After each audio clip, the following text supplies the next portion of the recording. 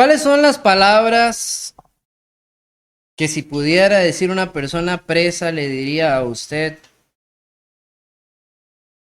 o a mí, todos nosotros? ¿Alguna vez usted ha estado preso? Gloria a Dios que así sea. Yo no creo que estar preso sea algo agradable, ni en este ni en ningún tiempo. Una vez fui a visitar a mi hermano preso en la cárcel. La única vez que he puesto un pie en una cárcel. Debo decir que no se vive una vida muy interesante. Y que cuando usted está ahí, por si nunca ha ido, sepa que comienzan a pedirle plata, comienzan a ver cómo le venden cosas. Porque la vida en una cárcel no es nada agradable. De hecho, la función que tiene este pensamiento es alejar al ser humano de todas las comodidades, privilegios o afecto que puede tener en una sociedad normal.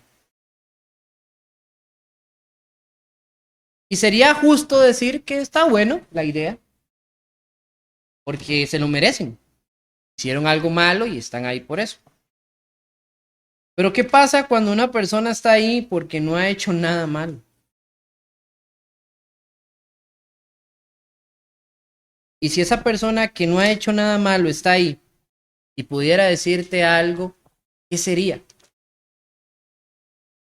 Yo les voy a decir a ustedes, mis hermanos, que a todos nosotros un preso nos ha hablado.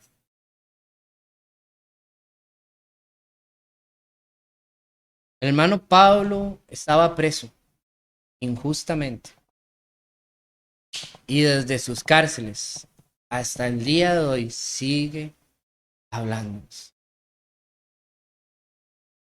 Si usted estuviera en una cárcel y fuera injusto su estado ahí y pudiera enviar una carta a alguien, ¿qué sería lo que usted le quisiera decir? Sáqueme de aquí. Créame, es injusto lo que estoy viviendo. Vieras qué sufrimiento, qué dolor. Cuando usted habla con un preso que está ahí, lo primero que habla es llorar, es sufrir. Todo el valor decae. Se sienten obstinados, que su corazón se llena de molestia y lo único que quieren es libertad, quieren salir de todo eso, se arrepienten ahora sí de cualquier circunstancia. Pero Pablo no.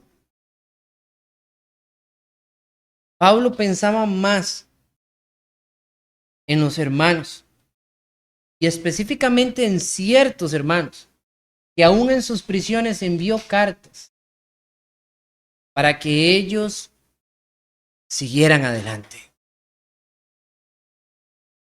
Él estando preso motivaba, animaba y alientaba, corregía, exhortaba y reprendía a la hermandad para que no se detuviera. Acompáñeme a Efesios capítulo 4 para que veamos la instrucción de esta mañana por parte de nuestro amado hermano Pablo. Efesios capítulo 4, en el versículo 1 dice Pablo de esta manera: yo pues, preso en el Señor, os ruego que andéis como es digno de la vocación que fuisteis llamados.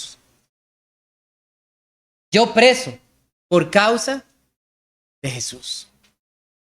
Pablo no tenía una razón verdadera para estar en cadenas. Pablo no tenía una razón verdadera para estar ahí. Aún más ningún rey ni ninguna persona coherente que estaba al frente de Pablo entendía realmente el propósito de este encarcelamiento. Pero aún así, él no desperdiciaba su tiempo, aunque estuviera en una situación compleja. Él solo tenía un pensamiento claro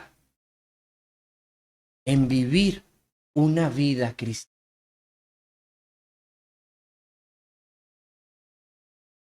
Y este texto lo amo, hermanos, porque en ese pequeño o en esa pequeña parte, fracción de letras que están, Pablo identifica dos acciones congruentes que son las que deben estar en una vida cristiana.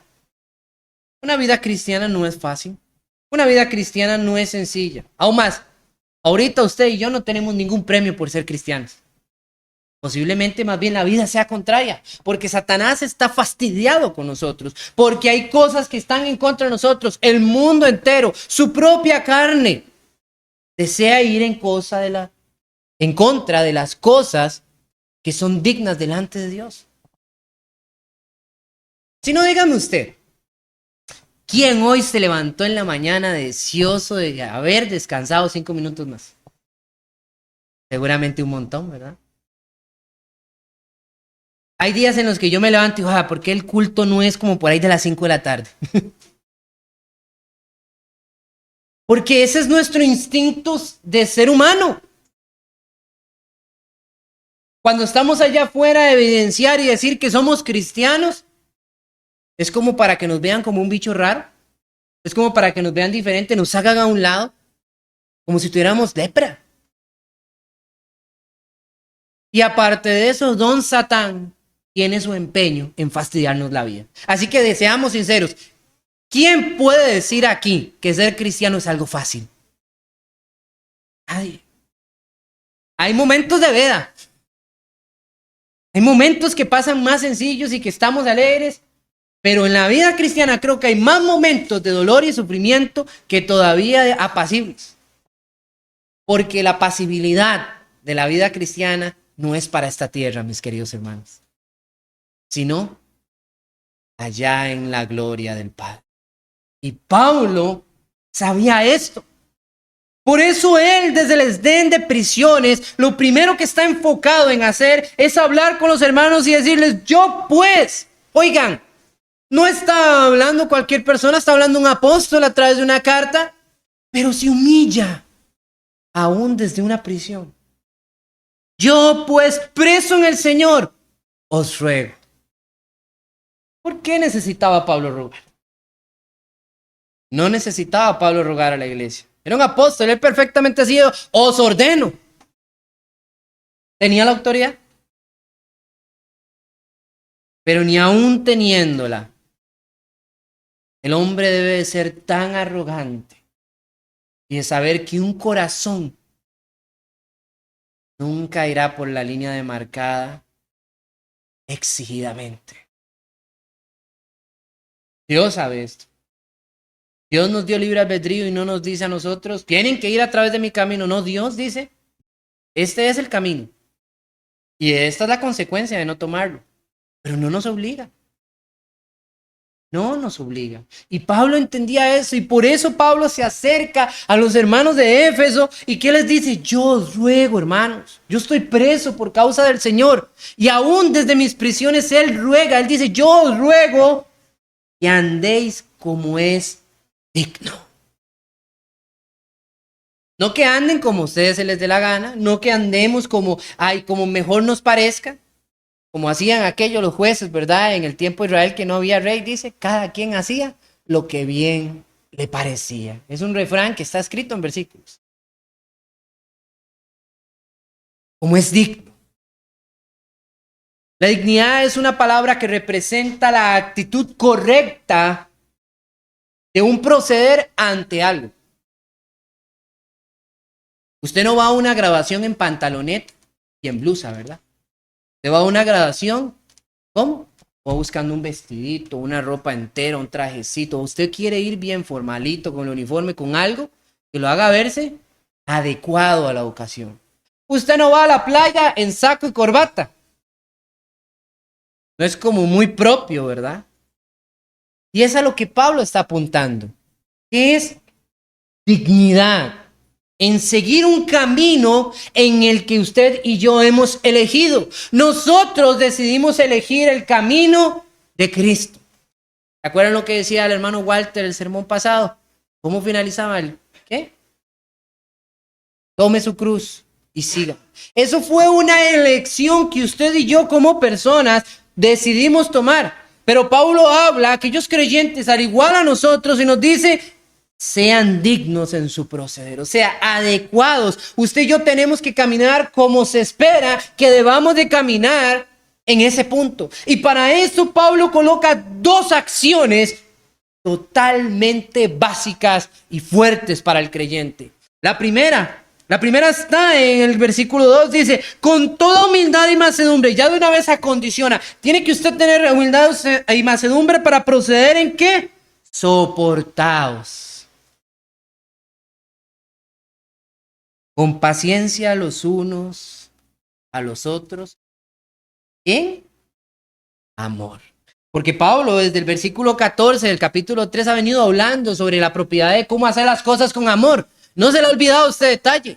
Y por eso él hace la rogativa y dice, hay algo fundamental en la iglesia. Ya no está hablando a uno como individuo. Esto no es un consejo para uno como individuo, es un consejo para una vida cristiana. Es un consejo de vida para toda la iglesia. Toda su vida. Porque no es como que usted va al mundo y usted tiene la vida del mundo y tiene la vida del cristiano. No, ¿verdad? Usted no tiene 2, 3, 4 vidas. Usted no tiene la vida del trabajador, la vida del cristiano, la vida del esposo, la vida... No. Hermanos, todo esto está encerrado en una sola cosa. O usted tiene una vida cristiana o no tiene una vida cristiana.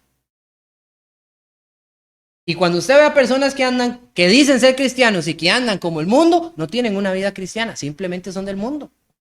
Que andan con una máscara de hipocresía es una cosa muy distinta. Pero una vida cristiana es una vida cristiana. Por eso Pablo dice, andad como es digno.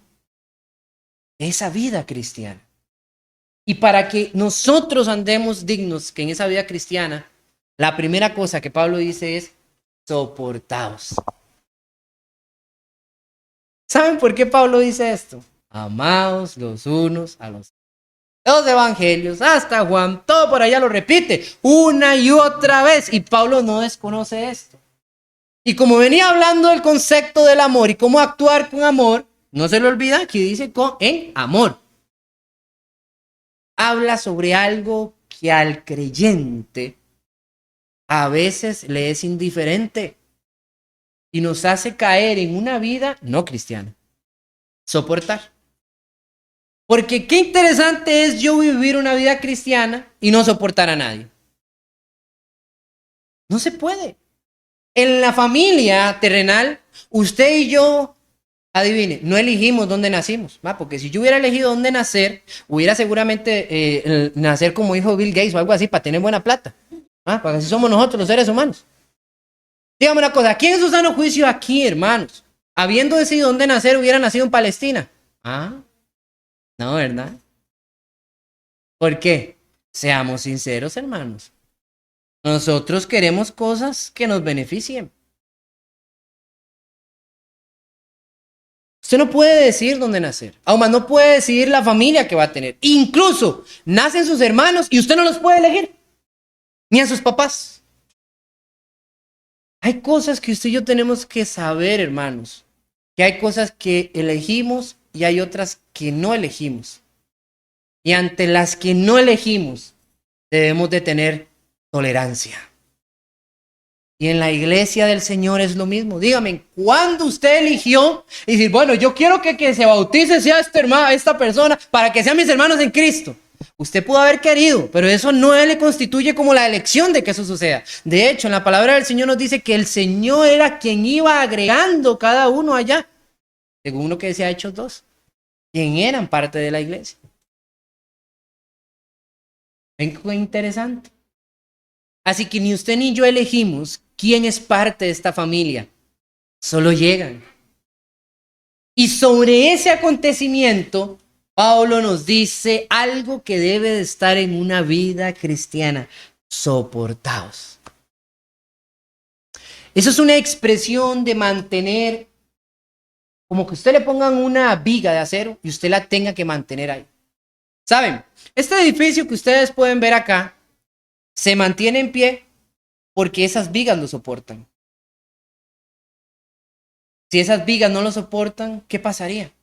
Todo se derrumbaría. Y es por eso que Pablo hace este referente a la iglesia de importancia en una acción. Soportar. No alcahuetear, soportar. Nosotros tenemos que entender que la vida cristiana del creyente está rodeada de muchos aspectos que no son agradables. Usted tiene que salir y escuchar a veces burla de lo que usted cree. ¿Sabía eso? Y le toca soportar. A veces las cosas no salen como usted quiere y adivine qué le toca, porque como usted tiene fe, tiene que esperarse. Le toca soportar. Y muchos hermanos dentro de la iglesia tienen que aprender y adaptarse. Tienen que ir aprendiendo. Todo es un cambio, hermano. Y todo es avanzar y madurar. Y se supone que los mayores o los más espirituales, porque a veces podemos tener 20 años en la iglesia y solamente 2 de espiritualidad, debemos de ¿qué? De soportar aquellas cosas que vienen sucediendo. Pero ¿cómo es soportar, hermano? Porque soportar no es solamente llegar y decir, ay, bueno, no importa, me callo, esto no me gusta. No, no, no, no. Vean lo que dice Pablo ahí mismo, con toda humildad y mansedumbre. Así que hay 2 cosas implicadas en esta acción de soportar. La humildad es una palabra que en griego realmente lo que quiere decir es la humillación de nuestra mente. Es primero pensar que lo que otro está haciendo que me afecta o que me molesta o que está en mal, y decir en mi corazón, bueno, yo pude haber hecho eso también con otra persona. Mira, tal vez yo puedo cometer ese mismo error. Yo podría caer en esta misma circunstancia. Entonces, ¿cómo me gustaría que me hablaran, que me dijeran las cosas? Y está el detalle. Humildad. Es la humillación de nuestra mente. No de tirarnos abajo, ¿verdad? Y casi que nos pasen por encima. No, es saber que yo no soy más que nadie. Eso se llama humildad, hermanos. Hasta Cristo tuvo humildad. Dice la palabra del Señor, haya pues en vosotros lo que hubo en Cristo Jesús. Se humilló a sí mismo, haciéndose forma de hombre, no habiendo estimado ser semejante a Dios, para no dejar eso ahí botado. Entonces usted y yo tenemos que entender que el papel que debe de mantener esa fuerza de soporte está basado en la humildad y también en la mansedumbre. La mansedumbre, mejor traducido, es dulzura de carácter. Es cuando usted y yo tenemos esa dulzura. Vemos algo que está mal, que debe ser corregido, nos acercamos con humildad y con dulzura para ayudar a mejorar. No somos la amplificación del problema, somos la corrección del problema. Cuando un bebé está empezando a caminar, usted no llega y cuando lo ve que se cae y no lo hace bien, usted no dice, no, ya no camina y lo patea. No, usted no hace eso. Usted viene, se acerca, no, mi amorcito, vamos, y lo ayuda, y lo atiende, y lo lleva. Y eso es lo mismo, hermanos. Es que es lo mismo. Yo le pongo esa idea porque es así. A veces en la iglesia, hermanos, vienen bebés espirituales y no podemos soportar. No tenemos esa dulzura ni ese afecto entrañable que debe estar en nosotros como creyentes para hacer esto. Porque esto es parte de una vida cristiana. Adivine que si usted no lo puede hacer con un hermano en Cristo acá, dentro de la iglesia, menos lo va a hacer con una persona con la que usted trabaja. Aún más, si usted lo hace con los que trabaja y no lo hace con sus hermanos en Cristo, usted está en problemas. Está en problemas. Si usted no puede hacer esto con su familia, menos lo va a venir a hacer con la iglesia. Si no va a hacer esto en su trabajo, menos lo va a venir a hacer con la iglesia. Pero hay personas que viven con máscaras de hipocresía en todo lado y donde se conocen más bien es en los lugares en los que menos debería de ser. Es triste, hermanos. Hay gente que ya no quiere soportar. ¿Y por qué pongo en punto muy clave esto, hermanos? Por algo que es importante para usted y para mí. Hoy en día, el humanismo y la psicología está tratando un pensamiento fundamental. El eslogan de Barbie, tú puedes ser lo que tú quieras ser, sé feliz. La maquinación de esa idea es que todo lo que usted le haga ser feliz, hágalo. Ay, que estas personas me molestan mucho, déjelas, vámonos para otro. Y ya, fácil. Eso no es soportar. Eso es evadir. Este matrimonio ya es cansón, cortamos, se acabó. Eso no es soportar, ni remendar, es destruir. Y nos estamos volviendo personas simplistas. ¿Cuál es? Aquí hago un círculo, una burbuja mía y que nadie se meta en ella. Todo lo que pase fuera de esta burbuja no me interesa. Dice Pablo, sin afecto natural. Hermanos, el soporte es algo que el cristiano debe de tener en su vida. Y no solo eso, sino que Pablo continúa diciendo, y quiero que me acompañe, vea lo que dice, versículo 3, solícitos, o sea, vamos rápido, estar enfocados, estar en todo sentido en guardar, soportar y guardar. ¿Y qué vamos a guardar? Vamos a guardar las sillas cuando termine el culto.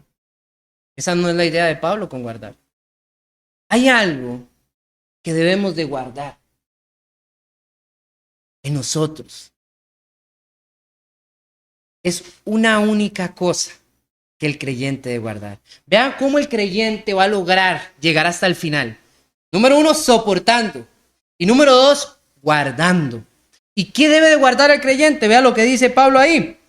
La unidad del espíritu, el vínculo de la paz. Qué chiva sonó eso. Eso sonó magnífico. La unidad del espíritu, el vínculo de la paz. ¿Pero qué es eso? Eso sonó precioso. El vínculo de la paz, que es la unidad en el espíritu. ¿Qué es? Pablo lo explica. Como fuisteis también llamados. Perdón, en un cuerpo y en un espíritu, como fuisteis también llamados en una misma esperanza de vuestra vocación. Un Señor, una fe, un bautismo, un Dios y Padre de todo, el cual es sobre todo y por todos y en todos. Eso es lo que hay que guardar. Hay que guardar un cuerpo, un espíritu, un Señor, una fe, un bautismo, un Dios. Todo es uno. Y eso es lo que debemos de guardar en nuestra vida cristiana. No pueden haber varios señores. No pueden. Usted y yo no podemos regir nuestra vida según Dios y según las riquezas, decía Jesús allá en Mateo capítulo 5. Ahí puede servir a dos señores. Aún más, usted no puede servir a Dios y servir a su esposa o servir a su esposo. Está equivocado. Usted no puede servir a Dios y servir a su hermano, a su hermana. Usted no puede servir al Señor y servir a su abuelo, a su abuela. Usted no puede servir al Señor y poner su mirada en otra cosa que no sea Él. Dios es celoso, mis queridos hermanos. Y Él demanda lo que es suyo. Me encanta cuando Pablo dice esto porque dice un cuerpo. ¿Cuál es el cuerpo que hay que guardar? Nuestro cuerpo. ¿Cuál es el espíritu que hay que guardar? Nuestro espíritu. Cuando usted y yo decimos ser cristianos, ¿vivimos adecuadamente? ¿Guardamos nuestro ser como cristianos? ¿O solo lo guardamos el sábado de la noche para llegar al domingo bien y tomar la cena del Señor favorablemente? Gracias porque Walter siempre dice algo que es muy propicio. Desde que salimos aquí ya estamos pensando en el siguiente domingo para llegar adecuados. Hay que guardar nuestro cuerpo, hay que guardar nuestro espíritu, hermanos. Hay que ser nosotros guardas de nuestro Señor. Hay que entender que no hay varias fees. O sea, usted o tiene fe en Dios o tiene fe en la lotería. ¿Cómo es la cosa? Tenemos creyentes que usted los ve que andan jugando lotería hoy en día. Eso no es adecuado. O tienen fe en Dios o en las riquezas de este mundo. Hay personas que ni siquiera se dignan ir un día a la iglesia porque están más pensando en los centavos que les va a hacer falta a fin de mes. Que prefieren faltar al Señor antes que creer que Dios proveerá. Es duro, hermanos. Nosotros agarramos el instinto de la fe como si fuera una ramificación de árboles. Esta es la ramita de la fe supernatural, que voy a creer que Dios va a hacer todo lo que yo quiera.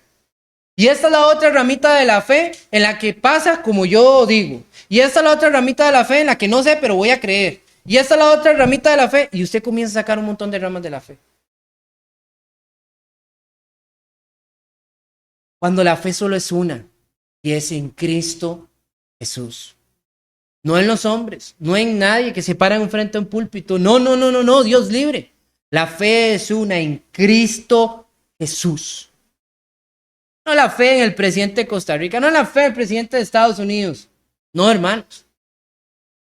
En Cristo Jesús solo hay una fe. Solo una. Un bautismo. Solo hay un bautismo. Pero ¿cómo es, hermano? Si yo he visto que ahí en la palabra del Señor, incluso en el libro de Hechos, aparece un grupo de hombres que tuvieron que volver a ser bautizados. Ah, hay 2 bautismos. No. Que hay gente que no ha sido bautizado correctamente, sí. Pero solo hay un bautismo. Y ese bautismo es para el perdón de los pecados. Nada más. Para el perdón de los pecados. En el nombre del Padre, el Hijo, Espíritu. No hay otro bautismo. Y es algo que nosotros tenemos que entender.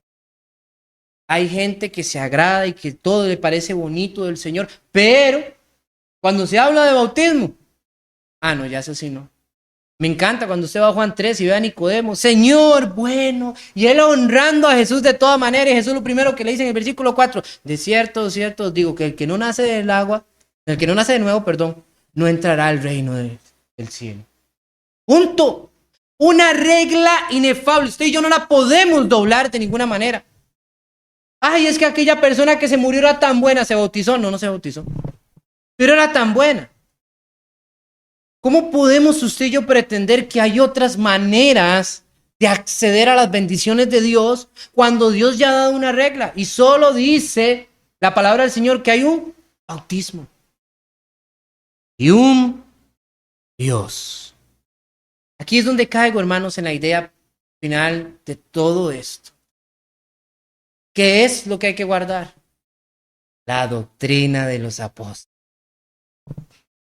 Todo esto de lo que está hablando Pablo son pinceladas de todo lo que se enseñó, de todo lo que tenemos aquí en el Nuevo Testamento, que usted y yo tenemos que leer, tenemos que aprender. Porque una vida cristiana solo persevera y sigue adelante cuando usted y yo soportamos y usted y yo guardamos. ¿Ven la clave? Soportar, guardar, soportar, guardar.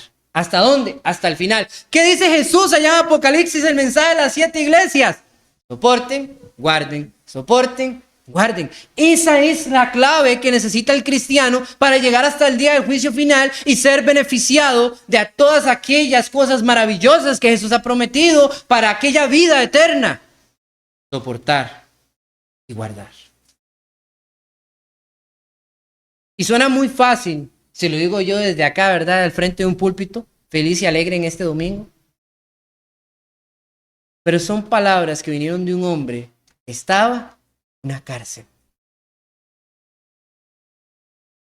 en una prisión. Él sabía. ¿Ustedes no creen que Pablo estaba soportando y guardando? Lo estaba haciendo, hermanos. Y él no habría recomendado a ellos nada, que él mismo no estuviera en la condición. Para finalizar, acompáñenme a 2 de Timoteo, por favor, a la 2ª carta de Timoteo, capítulo 4.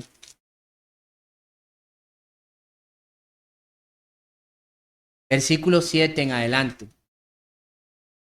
Vean lo que Pablo le dice allá en prisión a Timoteo, sabiendo que ya había llegado su hora. Versículo 7 del capítulo 4. He peleado la buena batalla. ¿Por qué? Porque había soportado, había guardado, hermanos. He peleado la buena batalla. He acabado la carrera. he guardado. Por lo demás, me está guardada la corona de justicia, la cual me dará el Señor, juez justo, en aquel día, y no solo a mí, sino también a todos los que aman su venida. La clave para esperar, hermanos, en nuestra vida cristiana, a que el Señor regrese en ese día de juicio final, está en soportar y guardar. Dios los bendiga, mis hermanos. Escucha, oh Señor, mi alma canta, un canto de loor, desde mi corazón, mas con mis palabras no puedo decir cuán grande eres tú. Así que mi Señor, escucha mi oración desde mi corazón.